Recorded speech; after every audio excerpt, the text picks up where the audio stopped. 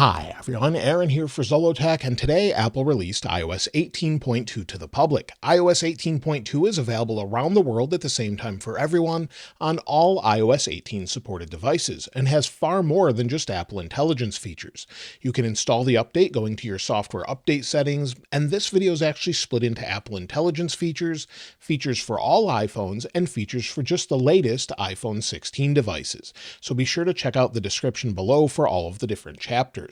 Now, this is the biggest update since iOS 18 released to the public, so let's jump right into the first feature, which is available for everyone, and that's Mail. If we go into the Mail app, you'll see it looks all new.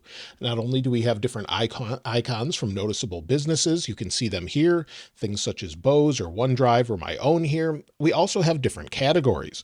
So if we go on the iPhone 11, you'll see the same sort of categories here with primary, you'll see transactions, you have updates, and you also have promotions. If you don't care for this view, you can go to the three-dot menu in the upper right and switch it back to list view.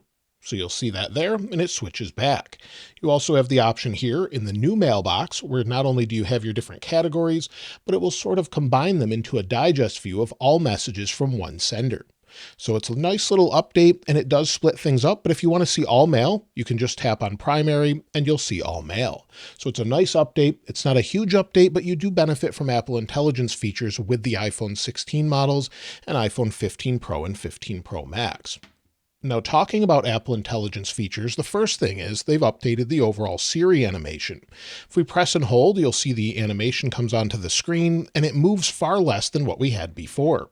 So with the previous version, iOS 18.1.1, it sort of waves left and right. I sort of prefer the old look, but they've changed it so it moves a little bit less. As far as other new changes to Siri, at least with Apple Intelligence, Type to Siri has a new icon in the Control Center. Tap on it, and then you can go right into Type to Siri if you want to use the Control Center icon. With iOS 18.2 and Apple Intelligence comes a new feature called Image Playground. It's an all-new app that allows you to create images based on anything you can think of. Now, this doesn't work for name brands, for example, Porsche or Ferrari or Nintendo or any of those, but you can create images based off of maybe your own likeness, as well as maybe different things such as themes, fireworks, fantasy, farmer, scientist. So we'll just put these together and see what it creates. So we'll give it just a moment there, and then it creates something, and you can scroll through different options. So if you want to scroll through those, we have some options in the upper right to copy, share, save image, or report a concern, or we could just describe an image as well. So we can just basically generate them off of this, or maybe a sports car next to the ocean with a lake house. And we'll see what it creates. So we'll give it just a moment. It has all of these things still here. You can delete any of them.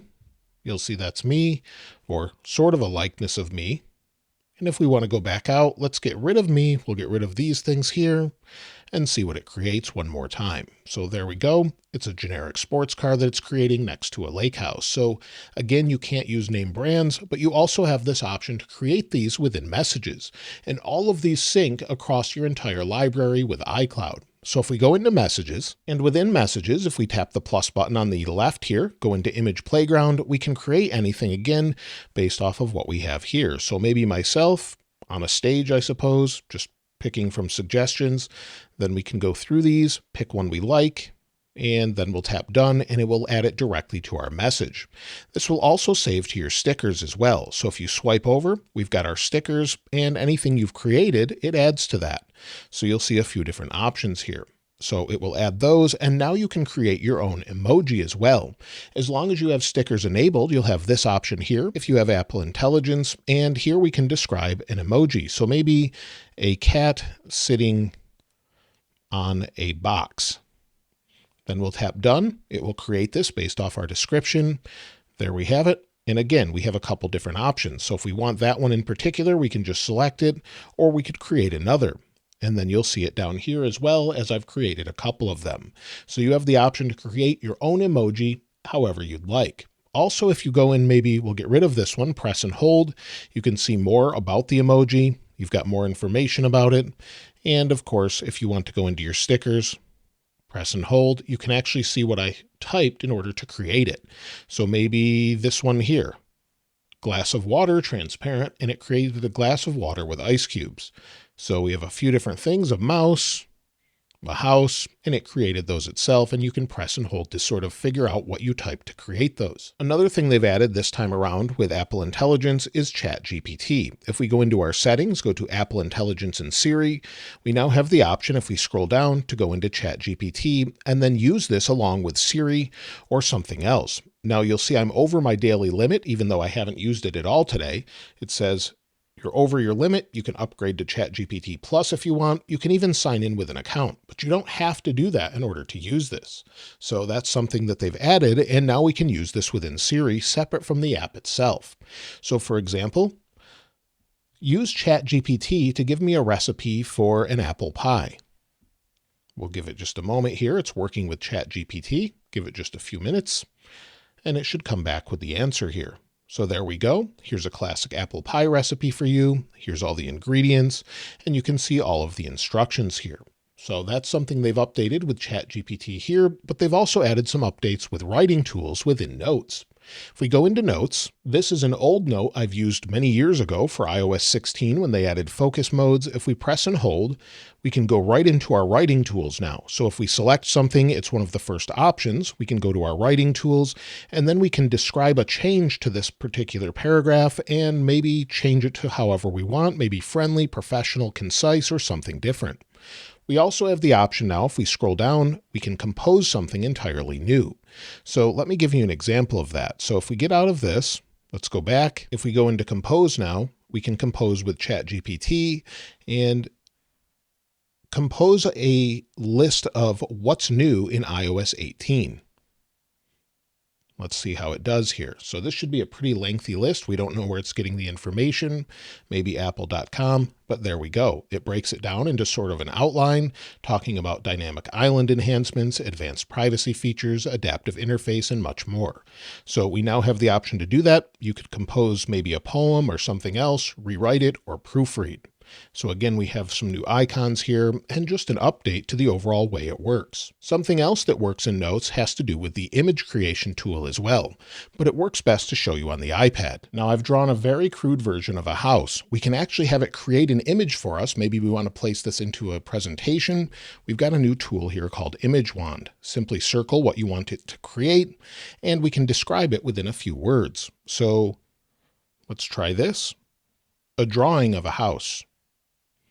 Once we've got that in there, we'll tap done, and it uses the image here off to the side to create the drawing of the house similar to what we've already created.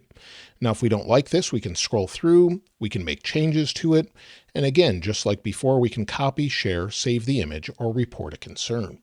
So they've added this directly into here, and it makes it very nice in order to create an image like this. So it's a really nice update, especially if you're working on a presentation and you want to share with someone. Within the TV app, we now have a menu at the top that's fully customizable, just like we have in other apps, such as music. We had that update earlier this year, so if you want to maybe get rid of this one, we can bring in some new options here on the left side. So maybe we want TV shows, we can drag that up to the top and fully customize it. If you don't like this, go in here, tap this button, and you can go back to the regular style menu. So you can now customize it however you'd like. Now, there is another Apple Intelligence feature we'll talk about later when we talk about the iPhone 16 models, but when it comes to all iPhones, there's quite a few updates this time around. For example, the home screen gets an update. If we go in and maybe tint the icons here, so if we go to Edit, go to Customize, go to Tinted, now we have tinted icons however we'd like. If you want to use those, they're now updated so that they show up not only here, but also in settings. So if we go into settings, you'll see the icons turn into a tinted icon. They also have a dark mode here as well. So we have dark mode icons for everything, even if we're in light mode. So if I switch here to light mode, and if we've chosen either tinted icons or dark mode icons, those have been updated as well. So if we switch back, we'll go to Edit, Customize, go back to Dark. We'll switch it back how we'd like.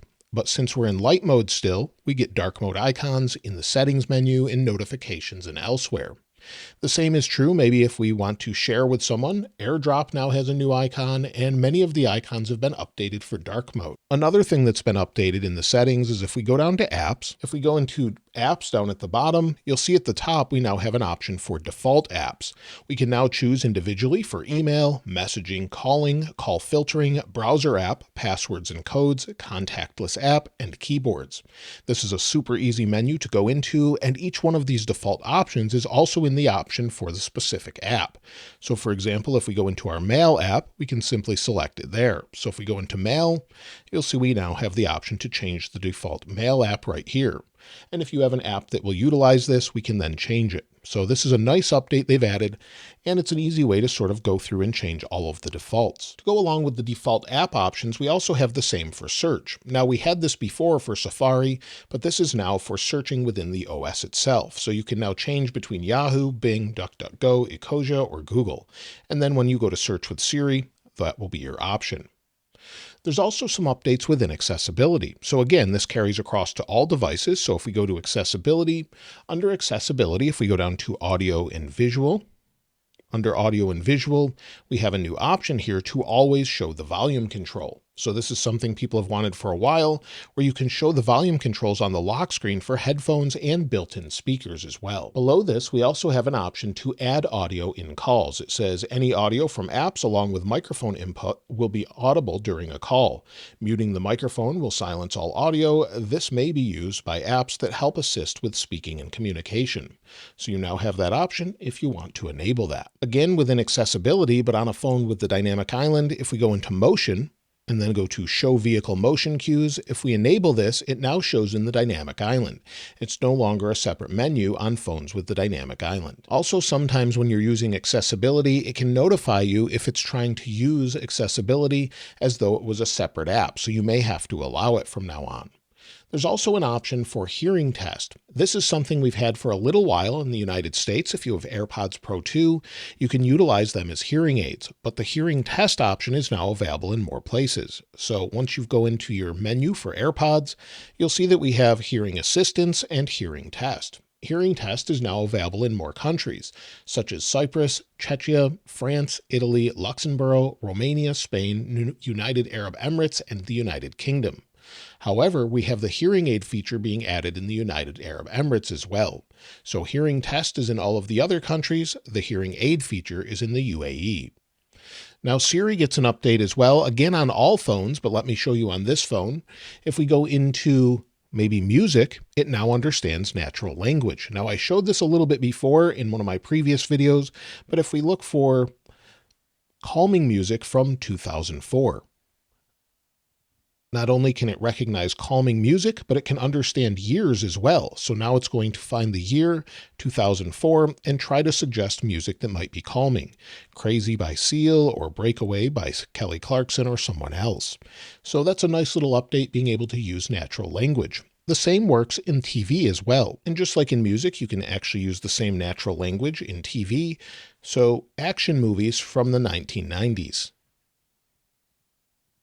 And there we go. It's suggesting movies from the 1990s that are action movies. So it's a nice little update that makes it a little bit more usable. Also, there's a slight change if you're in Australia and maybe you're selecting a voice for Siri. So if we go down to Siri and then we go to actually select a voice here. So if we go to Siri responses, or voice rather, and then go into Australian,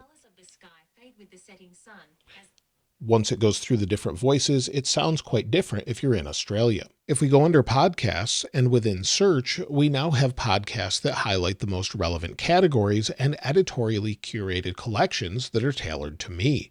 So based on what I listen to, we'll actually have different things here. We can also favorite a category. So we have the favorite option. Since I listen to technology podcasts, we can then add that to our favorites. Within photos, if we go into today's wallpaper linked in the description, you'll see that it's full screen. It no longer sort of has this border all the way around it. They've also updated the menu a little bit, so you'll see the option here where it says yesterday in the upper left.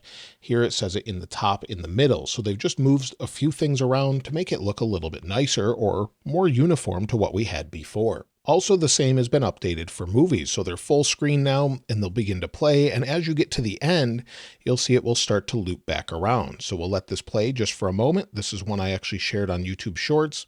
As we get to the end, it will start over again and loop the video. video, there's now an option to turn this off. So if we go into our settings, go into photos, within photos, if we scroll down, we now have the option to disable loop videos. So if you don't want them to loop, they won't loop. Also, if we scrub through here, we now have more options to go frame by frame. So you'll see the different options here where we have a much more control over this to see exactly the frame we want. Also, when we're viewing something such as collections, if we swipe through our favorites here, so we'll go in, we can just simply swipe through where we couldn't before. Just the overall navigation has been fixed with this version. And the other thing they've updated has to do with down below under utilities. If you're using utilities, we now have the option for favorites. And then maybe you have something such as recently viewed, you can actually clear this. So if we go into it, you'll see recently viewed, and in the upper right, we can remove all from recently viewed. So some nice little changes here where they've updated it to make it a little bit better. And I have a separate video on how to make this look like I have it already here and make it a little more usable than iOS 17. Find My also gets a nice update. If we go into Find My, within the AirTag, there's a new option to share item location. You can now share the item location with maybe an airport or someone you trust so that they can help you find your bags or something else. So if we go to continue here, we now have the option to give them sort of a link that they can see this, or share the link using your share sheet as well. So if you want to do that, the option's now here, and this definitely should help if you're trying to locate something you've lost. Back within settings, if we go to messages, you may have an update if you live in the UK or France to have RCS messaging now. If you do, you'll actually see the option here for RCS messaging, and if you have it, make sure to enable it.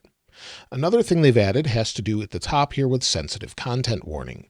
We now have that option, so if you want to enable it, you can. If not, just leave it off, but it will detect photos and videos before they're viewed on your phone, and you'll receive guidance to help you make a safe choice. So that's something you can read more about here if you want to use it.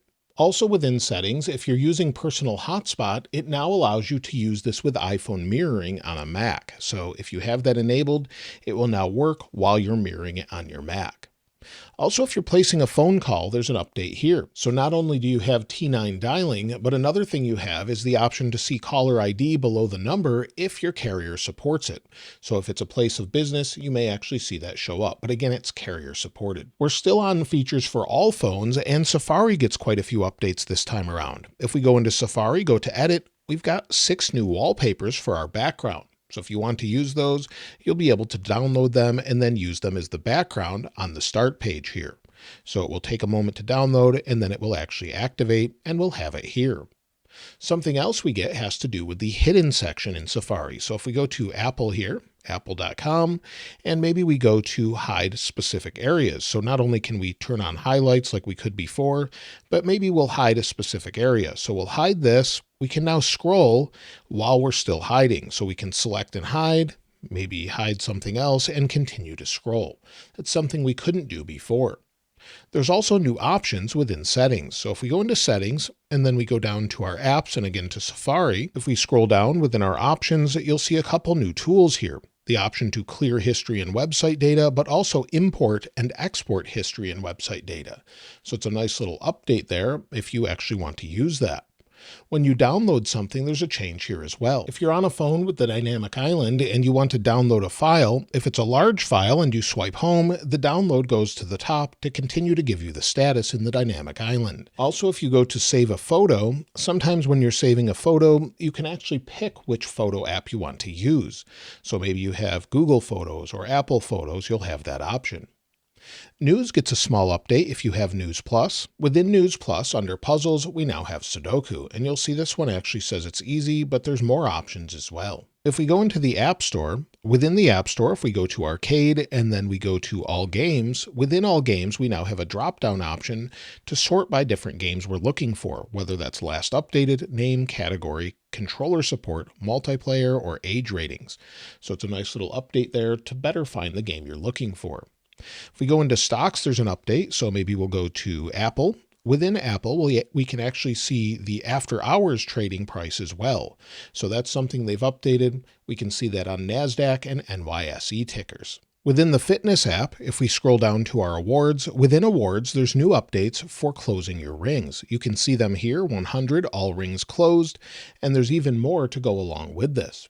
If we go into shortcuts, they've updated this as well for fitness. So if we go in and maybe create a new one, we'll go and search for actions and then go to fitness. You'll see some options here where we have many more, such as open award, open session history, open fitness settings, and pretty much anything you would want to do with the app. Another nice change has to do with when you're plugging in your phone. Maybe you're plugging it into a Mac. It will now give you the option to use Face ID to unlock it instead of having to put in your passcode. So it's a small update, but something that makes it a little bit more convenient.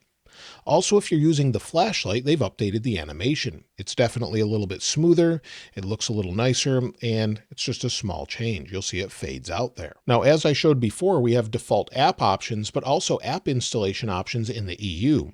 Unfortunately, in the United States, you can't really do anything with this yet, but if you have third-party apps or you don't, you can now uninstall more core apps.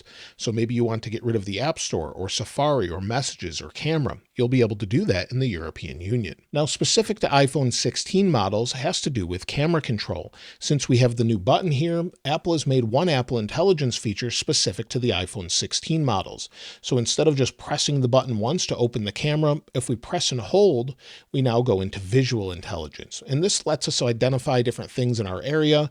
If it's a restaurant, it will identify maybe the restaurant or the menu. You can see more information, but if we tap the button here, we can then tap Ask. We could have just tapped the Ask button there as well. This will ask ChatGPT what it is, and it says it's the image of a green smartphone, likely an iPhone model. It won't give you the specific model. The same thing works if we tap search or ask. It will now search with Google and try to find things that are similar. So it finds them here and you'll see what it is. So it's a nice little update here. If you're using visual intelligence, again, you can use it to identify things such as restaurants and more, and it will probably get better over time. They've also added some additional features for the camera control option. If we go into our camera options, go to camera control, we have a new option for clean preview and also auto exposure and autofocus lock. If we're using that, we now have a two-stage shutter. So press it once to open up the camera. Then if we press the camera control lightly, of course, we've got our controls. We do have zoom where we can go smoothly. However, this hasn't really changed for me at all. But if we press and hold, we now can lock exposure and focus. So that's something that they've added with a two-stage shutter. Also, if we go back to those settings, if we scroll down to the bottom, we can quickly access our accessibility settings. So we can go into all the same camera control options quickly. I'm not sure why they have them split into accessibility, but we also have things such as control gestures with light press and swipe, light press force, as well as double light press speed and double click speed. All adjustable and all easily accessible if we just go to the bottom of our options.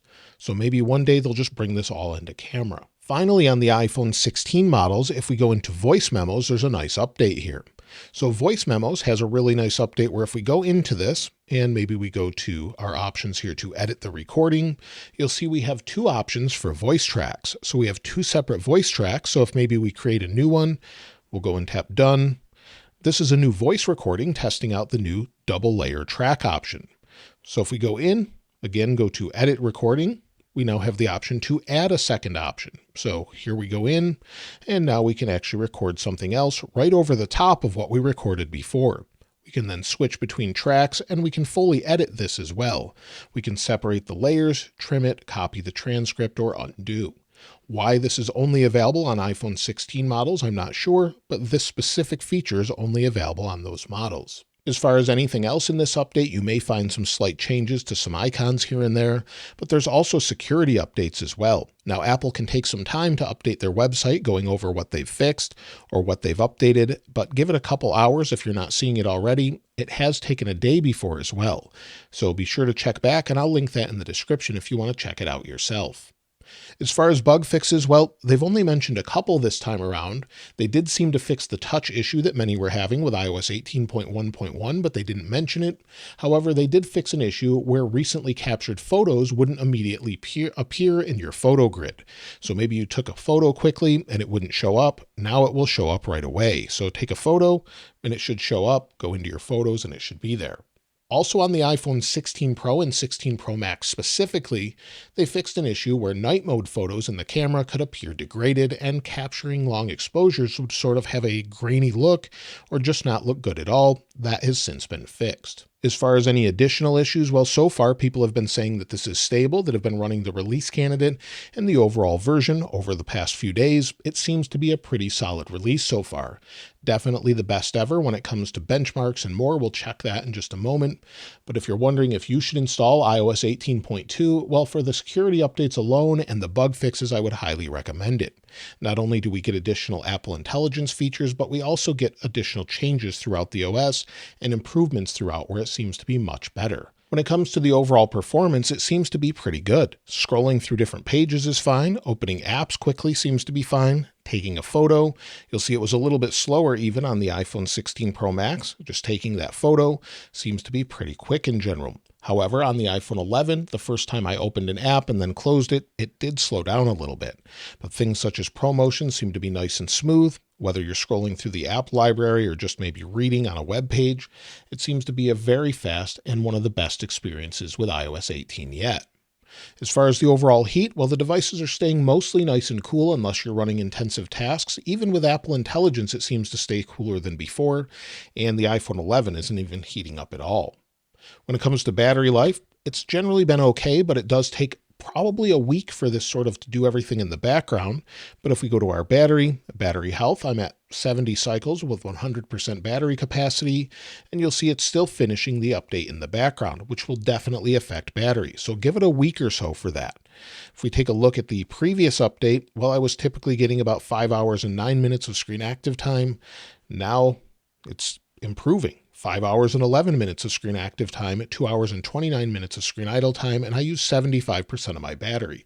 That's the best I've gotten in a very long time. So much better than before with previous betas, iOS 18.1.1. I'm seeming to get much more use out of this. As far as when to expect iOS 18.3 beta 1, well, now that we have iOS 18.2, we can expect that maybe by the time you're watching this video, it's already out, or the following day or so, usually sometime this week, and that will probably be the last beta until maybe the second or third week of January. Typically, Apple has a holiday break, so that's what we can expect, and we do expect to see the next set of Apple Intelligence features with that. Maybe some Siri upgrades and some other enhancements we weren't expecting. As far as benchmarks, well, they seem to be quite good in this update. Some of the best we've seen, 3,524 for single core, 8,695 for multi-core. Definitely some of the best ever, and we're seeing great numbers on iPhone 11 as well. So if we go in and take a look at the history here, you'll see this from the other day, that if we go in, pretty high scores here as well for the iPhone 11. So if you have a device to compare, this is doing quite well and one of the best updates we've seen, and it should be great at this point. But that's pretty much everything so far with iOS 18.2. Tons of different features, not just Apple Intelligence. Let me know what your favorite feature is in the comments below, if you've installed it, and what your experience is like so far as well. Of course, I'll link this wallpaper in the description like I normally do, and if you haven't subscribed already, please subscribe, and if you enjoyed the video, please give it a like. As always, thanks for watching. This is Aaron. I'll see you next time.